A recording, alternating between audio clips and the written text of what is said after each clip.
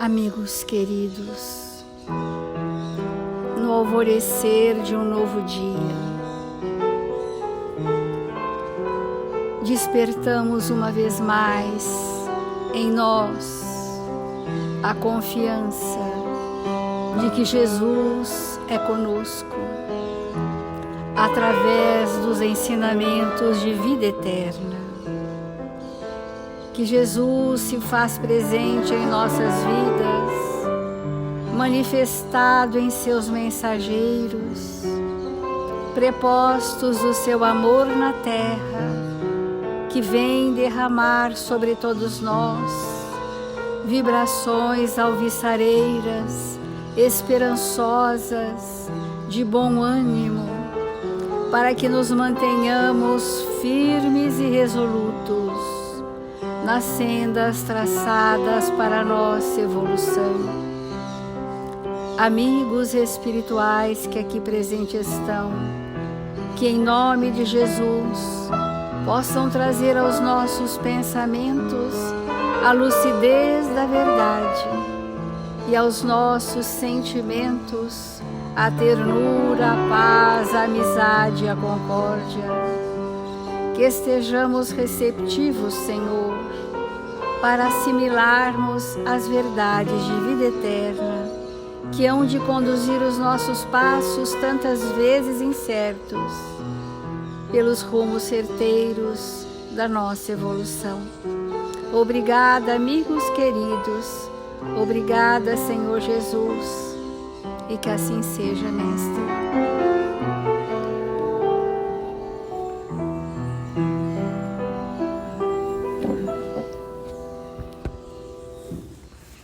Do Evangelho segundo o Espiritismo, muitos os chamados, poucos escolhidos.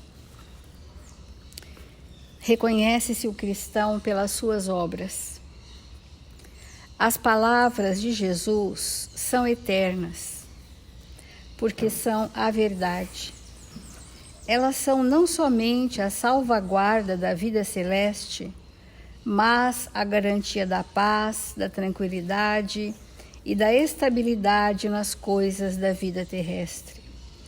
Por isso, todas as instituições humanas, políticas, sociais e religiosas que se apoiarem sobre as suas palavras serão estáveis como a casa construída sobre a pedra. Os homens as conservarão porque nelas encontrarão a sua felicidade, mas aqueles que as violarem serão como a casa construída sobre a areia. O vento das revoluções e o rio do progresso as carregarão.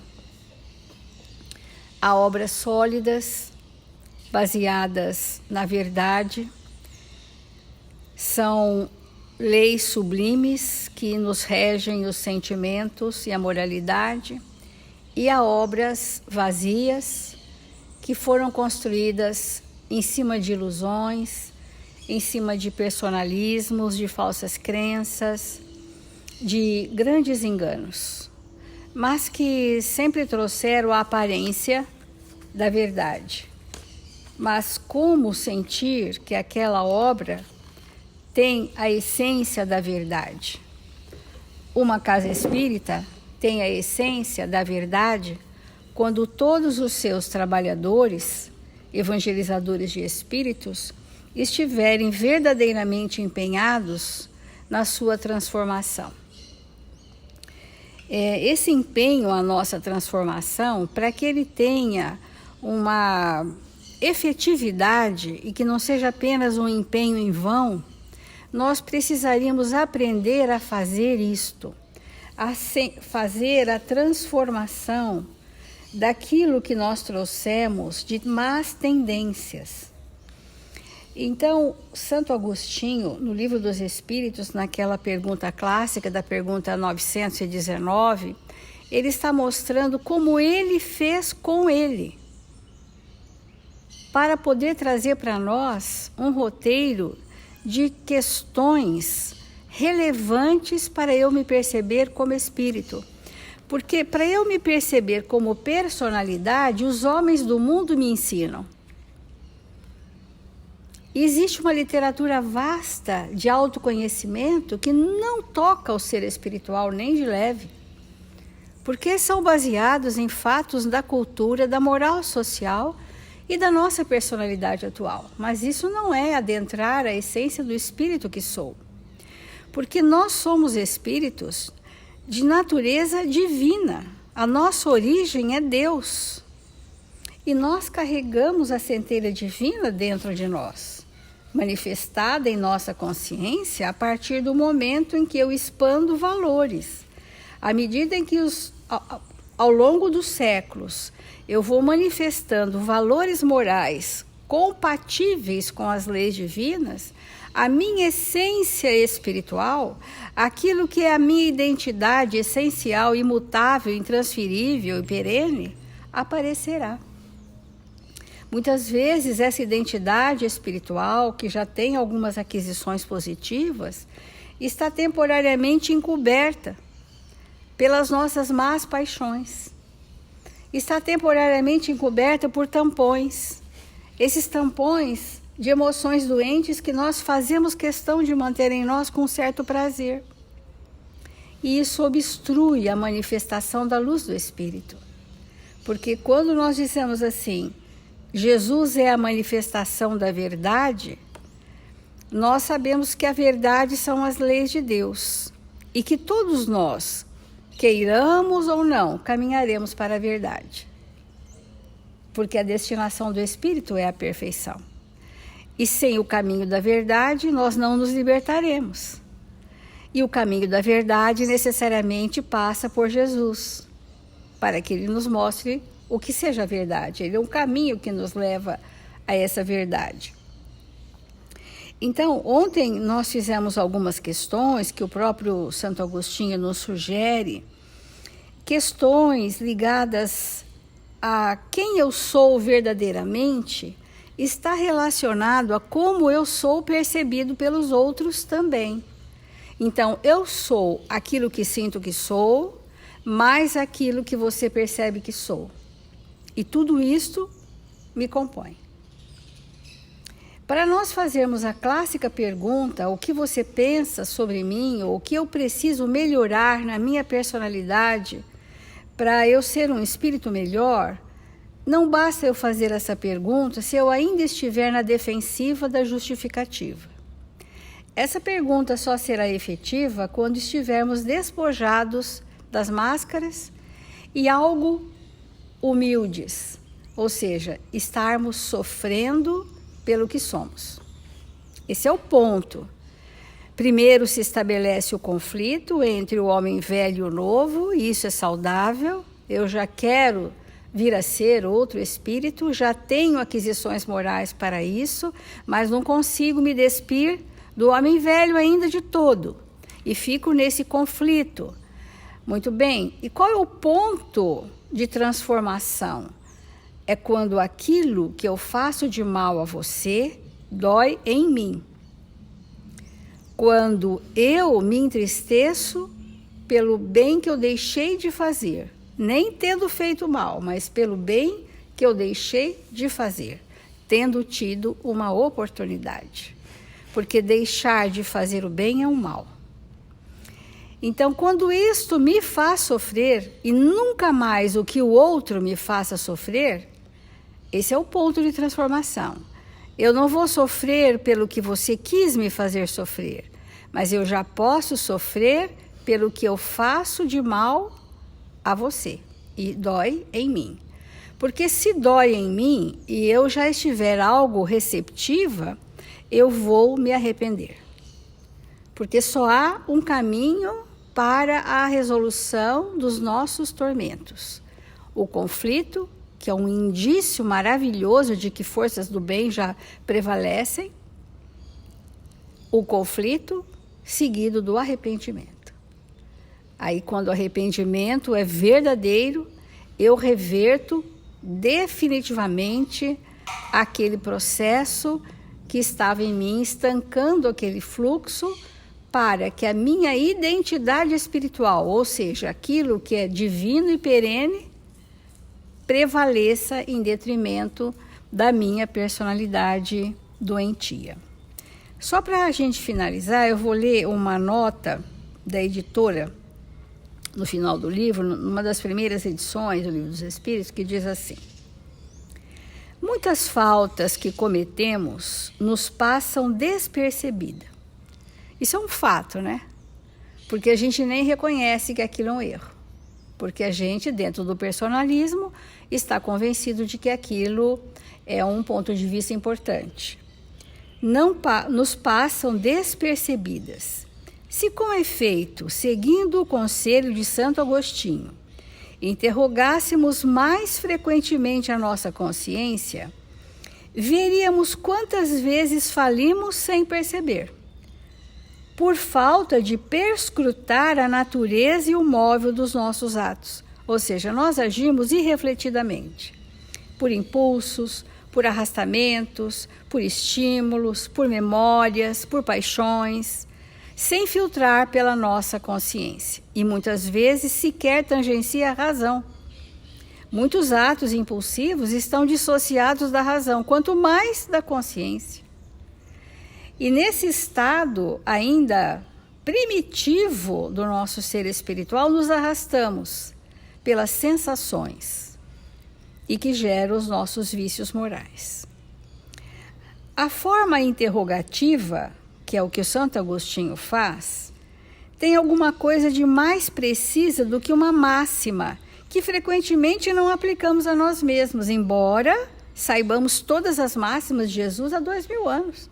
Somos capazes de declamar e chorar, mas não nos mobiliza transformações. Só nos traz emoções, sem mobilizar transformações, porque não filtrou nem pela razão, nem pela consciência. Observemos que a obra básica da doutrina espírita são perguntas. Os livros de André Luiz, ele e Vicente, fazem perguntas. Santo Agostinho, para nos mostrar quem somos, faz perguntas a si mesmo. Eurípides Barçanufo construiu uma proposta metodológica reflexiva, nos ensinando o que é o ato de refletir, o que é a consciência, como entrar na consciência, como mudar padrões, como renovar quadros de memória. Eurípides Barçanufo.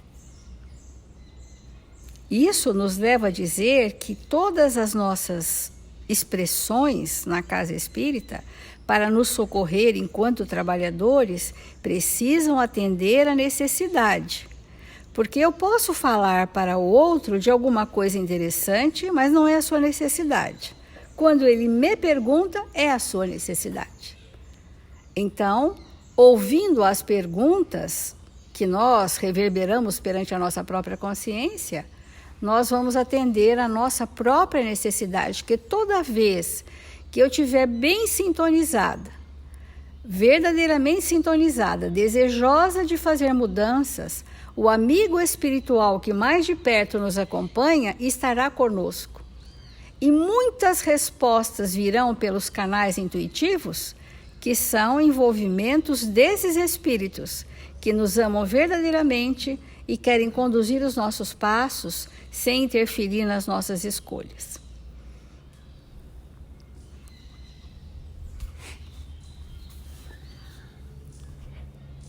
Então,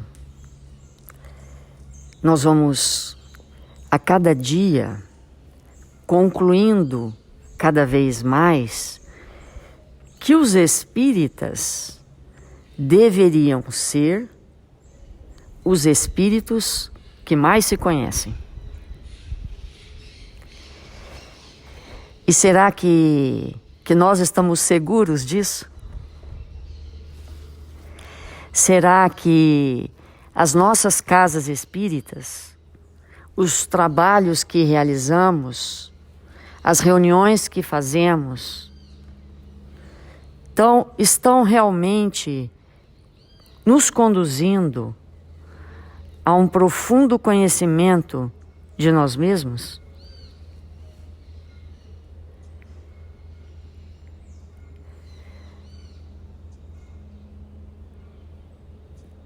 Eu penso que essa pergunta, ela precisa ser respondida. por todos nós. Será que aqueles irmãos que vão chegar à nossa casa vão ser convidados através daquilo que falamos, que elucidamos com os conteúdos da doutrina espírita? Será que eles terão esta feliz oportunidade de conhecerem a si mesmo?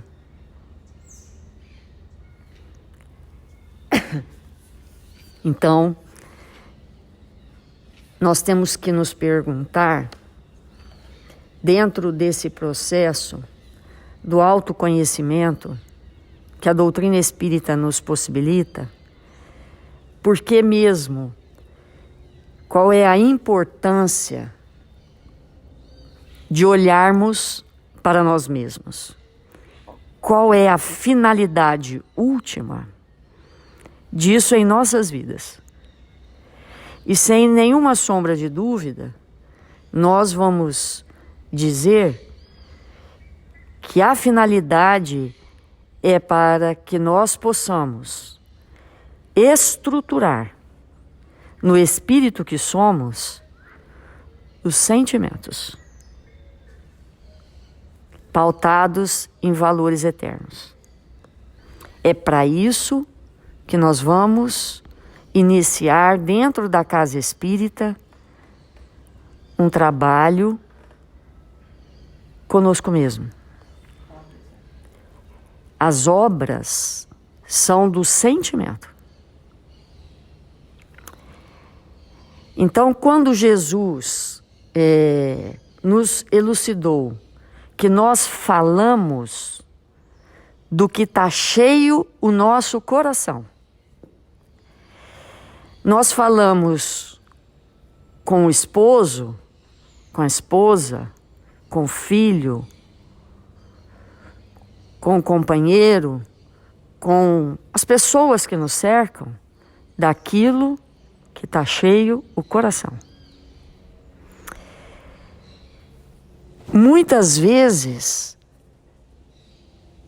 e nós temos dito isso aqui repetidas vezes, nós tentando explicar para alguém, elucidar para alguém aquilo que nós sabemos, porque julgamos importante aquele conteúdo, nós carreamos aquela verdade com as nossas vibrações comprometidas por emoções corrompidas, que muito mais atrapalham do que elucidam, que muito mais irritam do que iluminam. Muitas vezes a nossa intenção é de contribuir, mas como as nossas vibrações são carreadas de emoções contrárias ao bem, aquilo não alcança o real objetivo. Então, vamos fazer essa pergunta para nós, se na casa que nós frequentamos, que nós trabalhamos, que nós assistimos, nós temos renovado o nosso sentimento no padrão do Cristo. Vamos perguntar se, do ponto de vista do sentimento, nós estamos melhores. Porque definitivamente não vai adiantar nós afirmarmos que agora nós sabemos muito mais sobre os conteúdos espíritas. Não vai adiantar nós afirmarmos que agora sabemos de cor toda a obra, até a página, o número da pergunta, e com uma memória extraordinária somos capazes de recorrer rapidamente a uma afirmação. Não vai adiantar. Isso não vai adiantar por quê? Porque se as emoções corrompidas forem veiculadas a esse conhecimento, que para nós é inquestionável, ele não alcança o espírito. Por quê? Porque ele não vai carreado da luz do sentimento.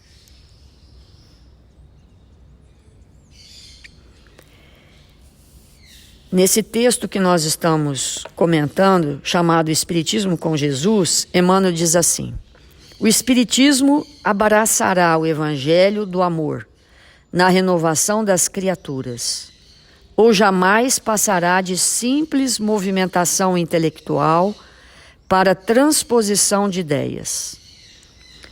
Somos atualmente defrontados, não só pelos imperativos da revelação que reajuste a vida, mas, sobretudo, pelas exigências de caridade fraternal, que protege nova luz no caminho evolutivo, que projete nova luz no caminho evolutivo. Não bastará comentar a verdade e estendê-la. Não bastará comentar a verdade e estendê-la. Não bastará. Não bastará a casa espírita instruir a população, instruir nossos irmãos da verdade trazido pelo Espírito de verdade nessa doutrina consoladora. Porque nós vamos professar tudo isso e continuarmos os mesmos. Porque nós já falamos aqui que vamos terminar por interpretar esta verdade sobre o nosso ponto de vista. E vamos divulgar aquilo que nós entendemos, mas que não corresponde à verdade em nós quando não sentimos. Eu posso concordar com uma coisa, mas aquilo só será verdade para mim se eu sentir aquilo.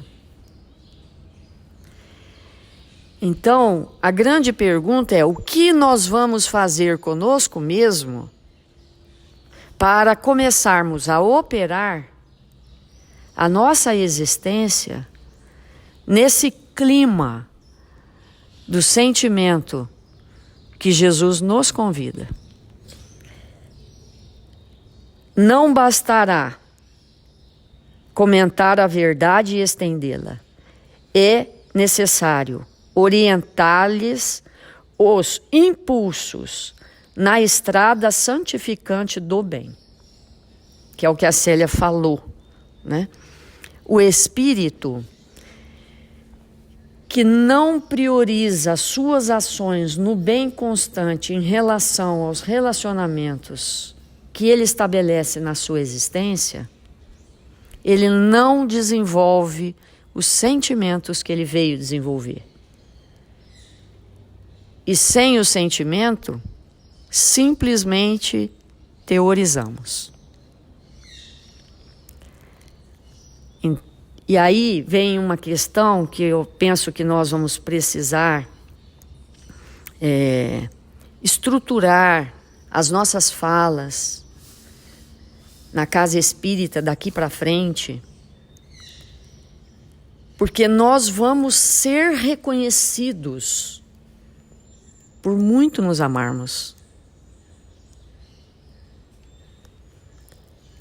A nossa casa espírita, ela precisa ser um ambiente de muita fraternidade.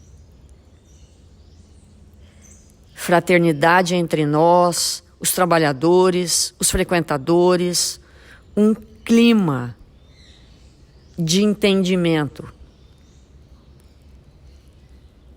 É dessa forma que o Espiritismo vai fazer em nossa intimidade as transformações pelo qual ela surgiu na Terra. É a vivência desses sentimentos no padrão do Cristo que vai levar essa doutrina ao patamar de religião dos espíritos.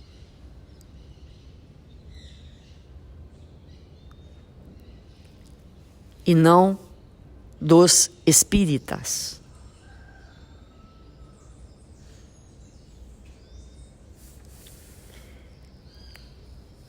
Nesse tempo que nós estamos vivendo, nós temos que assegurar, cada um de nós, temos que assegurar, naquele trabalho que nós desenvolvemos dentro da casa espírita, que aquele que chegar e entrar em contato conosco será irradiado pela luz dos nossos sentimentos e não pelos nossos pontos de vista.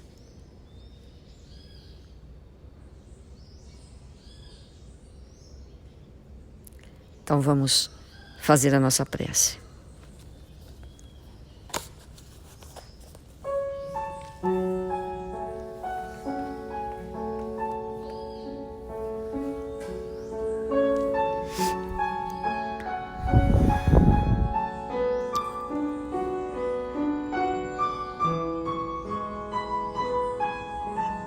Senhor Jesus, divino amigo das nossas vidas, nós nos encontramos em seu nome e rogamos ao seu coração amoroso que desça seu olhar misericordioso sobre toda a humanidade, Senhor, sobre as tuas ovelhas, porque sabemos que nenhuma delas se perderá. Envolve-nos com o seu amor, Senhor, para que possamos ser os espíritos que o Senhor há de convocar para trabalhar em seu nome na terra. Que nós possamos oferecer os nossos braços, nossas mãos, nossos corações, para servir em seu nome, para amparar aqueles que se encontram perdidos, com dificuldades extremadas.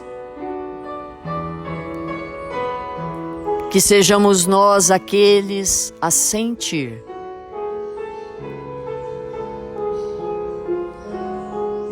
o que o nosso irmão experimenta, na sua angústia, na sua dificuldade, para auxiliá-lo.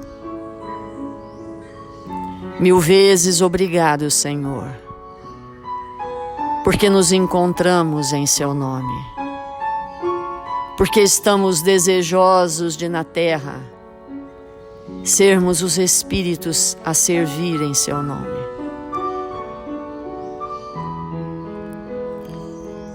Ampara, Jesus, nossos irmãos que se encontram enfermos nesta hora. Que se encontram, Jesus, necessitados de amparo, de saúde. Que o Senhor os visite, renovando-lhes a esperança, levando aos seus corações bom ânimo e esperança. Queremos te agradecer, divino amigo, por esta pátria amada, terra do Cruzeiro, sobre o manto delicado e amoroso de Ismael, que nos une no ideal comum de nos tornarmos cristãos. Que o Senhor nos abençoe, agora e sempre.